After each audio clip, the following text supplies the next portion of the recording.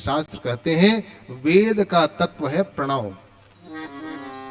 प्रणव मतलब ओंकार, इसको वेद तत्व कहा गया है।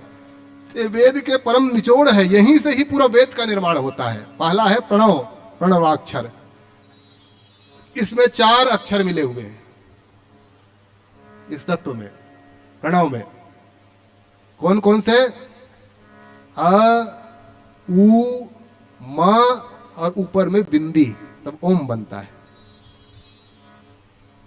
यही जो 4 तत्व है, यही 4 रूप बन करके वेद से प्रकट हुए हैं। जो अ है वो जो विश्व भावन लक्ष्मण जी महाराज हैं, जिसको जागृत अवस्था कहा जाता है। मतलब जागृत अवस्था, शास्त्रों ने ये रामोत्तर तापनी उपनिषद है एक, उसमें इनका वर्णन किया गया है। जो जागृत, स्वप्न, सुसुप्ति, ये जो अवस्थाएं हैं, इन अवस्थाओं को ही इनमें वर्णन किया गया है। जो जागृत अवस्था है उसको लक्ष्मण, इसीलिए लक्ष्मण जी महाराज जागृत अवस्था में रहते थे हमेशा। और उ, ये उ सुप्तावस्था है।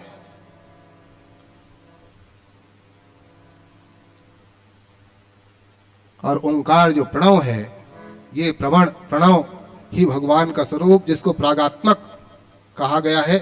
और अर्धमात्रा जो है ये साक्षात ब्रह्म का विग्रह है, जिसको तुरीया अवस्था कहा जाता है जी। तो इनका जो नामकरण होगा, इन नामकरणों में इनका वर्णन आएगा। इसी आधार पर ही इन 4 का नामकरण गुरु जी के द्वारा किया जाता है। पर इतना तो तय है कि वेद रूपी दशरथ की 3 धाराएं, और 3 धाराओं में आप देखेंगे जो कर्म है, 80,000 मंत्र। कर्मों का फल क्या होता है?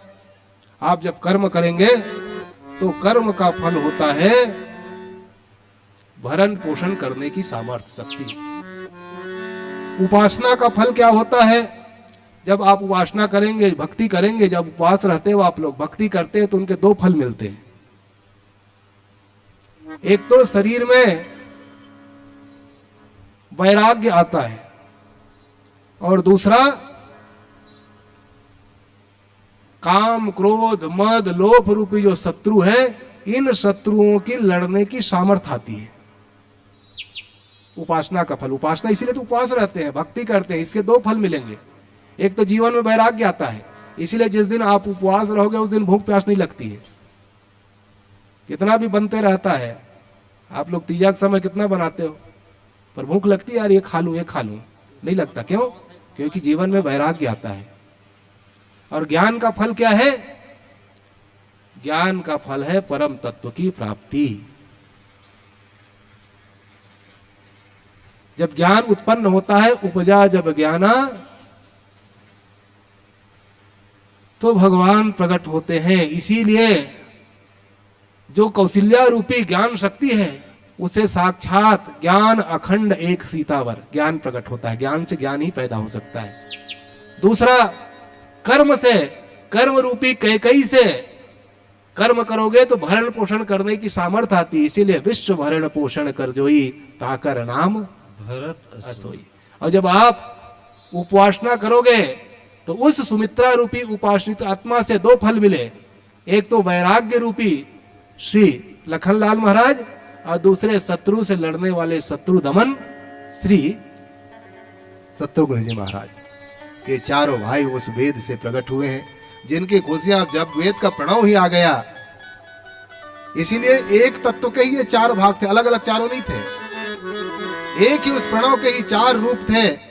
इसीलिए एक ही बटलोही का वो खीर, उसी बटलोही से 4 अलग अलग रूप में प्रतीत होते थे, पर अलग अलग थे नहीं, वो सब मिलकर के एक थे। इसीलिए उन 4 की वंदना शास्त्रों ने की है। बंधो, जैसे भगवान का प्रागट्य हुआ, अब तो देवता लोग सोचे